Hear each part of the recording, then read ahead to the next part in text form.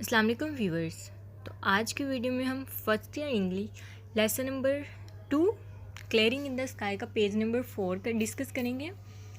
Page number 4 हमने previous video में half discuss कर लिया था। आज के वीडियो में हम उसका रिमेनिंग पोर्शन डिस्कस करेंगे। तो स्टार्ट करते हैं। तो हमने यहाँ से डिस्कस करना है नाउ अब to look at the mountain slope, इस पहाड़ी ढलवान को देखना। Grown up with tall trees, जहाँ ऊंचे ऊंचे दरख्त उगे हुए थे। Many of them big enough to have sawed, sawed कहते हैं चीरना, इनटू लंबर इमारती लकड़ी, एट द मिल, इनमें से कुछ इतने बड़े थे कि उन्हें कारखाने में चीरकर इमारती लकड़ी बन सके। It was hard to believe, इस पर यकीन करना मुश्किल था, डैड के my father and mother had cleared this mountain slope and had farmed it for many years। इस बात पर यकीन करना मुश्किल था कि मेरी अम्मी और अब्बा जान ने ये पहाड़ी ढलवान साफ़ की थी और कई सालों तक इसे काश्त किया था। For many of the trees were 60 feet tall and the wild vines had matted their top together। Wine कहते हैं बेल और वाइल्ड कहते हैं जंगली। मैटेड का मीनिंग होता है उलझा देना, क्योंकि ज़्यादातर दरख्त 60 फीट ऊंचे थे। एंड द वाइल्ड वाइन्स, और जंगली बेलें, had matted their tops together, उनकी चोटियों को आपस में उलझा दिया था। जंगली बेलों ने उनकी चोटियों को आपस में उलझा दिया था। And just he almost whispered, उन्होंने तकरीबन सरगोशी की। The doctors told me to sit still and to take life easy, डॉक्टरों ने मुझे आराम करने और पुरसकून ज़िंदगी गुजारने का मशवरा दिया। आई कुडंट डू इट, मुझे आराम नहीं करना था या मुझे ऐसा नहीं करना था। आई हैड टू वर्क, मुझे काम करना था। I had to go back, मुझे वापस जाना था। I had to smell this rich loam again, मुझे इस गले सड़े पत्तों की मिट्टी को दोबारा सूंघना था। This land is not like the land, ये ज़मीन उस ज़मीन जैसी नहीं है। I had to build to grow alfalfa, ये ज़मीन उस ज़मीन जैसी नहीं है जो अल्फ़ा उगाने के लिए मुझे तैयार करना पड़ी थी। दिस इज़ रियल लैंड, ये ज़मीन असल ज़मीन है या ये असल ज़मीन है। It's the land that God left, ये ज़मीन वैसी ज़मीन है जैसी खुदा ताला ने बनाई है। I had to come back and dig in it, मुझे वापस आना पड़ा और इसकी डिग कहते हैं गोडी करना, गोदी या गोडी करना, तो मुझे यहाँ वापस आना पड़ा और गोडी करना पड़ी। I had to smell it, मुझे इसको सूंघना पड़ा या मुझे इसकी बू सूंघना थी। Sift it through my fingers again, इसे अपनी उंगलियों से दोबारा गुजारना था। And I wanted to taste yams, tomatoes and potatoes grown in this land, और मैंने इस ज़मीन में उगे हुए रतालू, आलू और टमाटर चखना थे।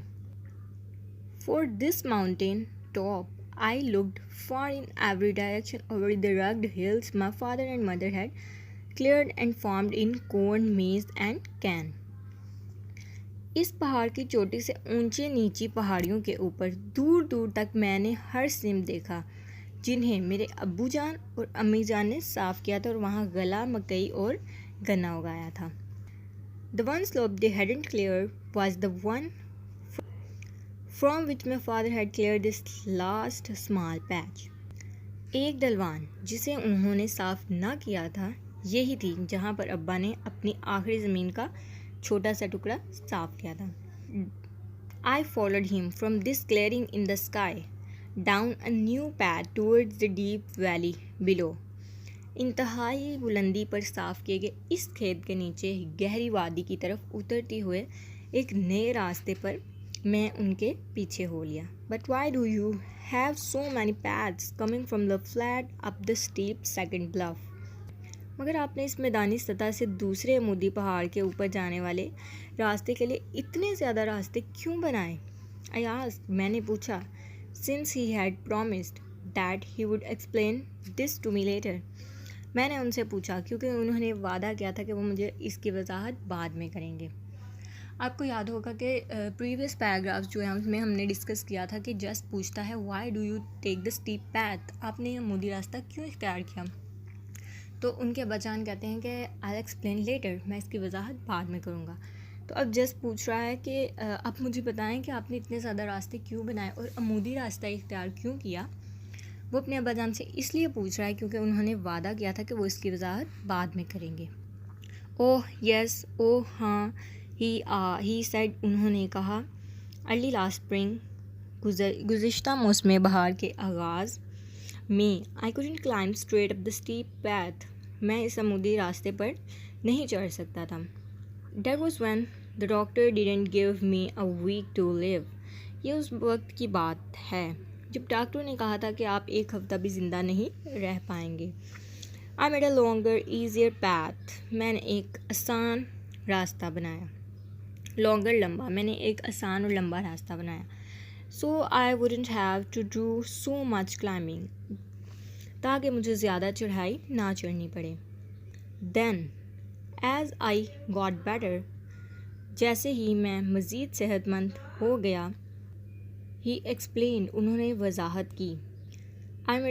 I made another path that was a little steeper. फिर मैंने एक और रास्ता बनाया जो निस्बतन ज़्यादा अमूदी था। And as I continued to get better, और जैसे ही मैं मज़ीद बेहतर हो गया और जो मैं मज़ीद बेहतर होता चला गया, I made steeper paths, मैं ज़्यादा मुज़ीद ढलवाने बनाता चला गया। That was one way of knowing, यही वो एक वाहिद रास्ता था। I was getting better all the time, यही वो जानकारी हासिल करने का बेहतरीन तरीका था कि वक्त के साथ साथ तंदुरुस्त होता जा रहा हूँ।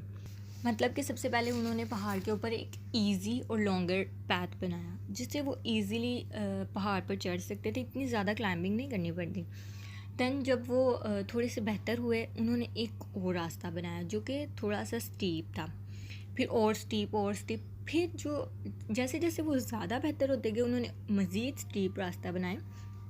तो ये वाले पैराग्राफ में वो ये बता रहे हैं, I followed him down the path that wound this way and that. मैं बल खाते रास्ते पर उनके पीछे पीछे उतरता रहा। 3 times the length of the path we had climbed. ये रास्ता उस रास्ते से जिसके ज़रिए हम ऊपर चढ़े थे 3 गुना तवील था। तो यहाँ पे लेसन का एंड होता है। उम्मीद है कि आपको स्टोरी बहुत इंटरेस्टिंग लगी होगी। Very easy story but student consider it difficult. बहुत से स्टूडेंट हैं इवन के मैं भी जब इसे फ़र्स्ट टाइम पढ़ा, मेरी टीचर ने मुझे फ़र्स्ट टाइम ही इसका इम्प्रेशन ऐसा दिया कि this is very difficult. Then I said ma'am क्यों, हर चीज़ डिफ़िकल्ट होती है बट इम्पॉसिबल तो नहीं ना होती। देन मैम सेड कि if you try again and again until you learned it. तो फर्स्ट डे मैंने इसको स्टोरी की तरह पढ़ा, देन फिर अगेन एंड अगेन मैं इसे पढ़ती गई। इवन कि मुझे ये स्टोरी इतनी इंटरेस्टिंग लगी कि ये मुझे वर्ड टू वर्ड आने लग गई। तो आपने भी इसको बिल्कुल इजी कंसीडर करना है और इसे अच्छे से याद करना है। दुआ में याद रखिएगा। अल्लाह हाफिज़।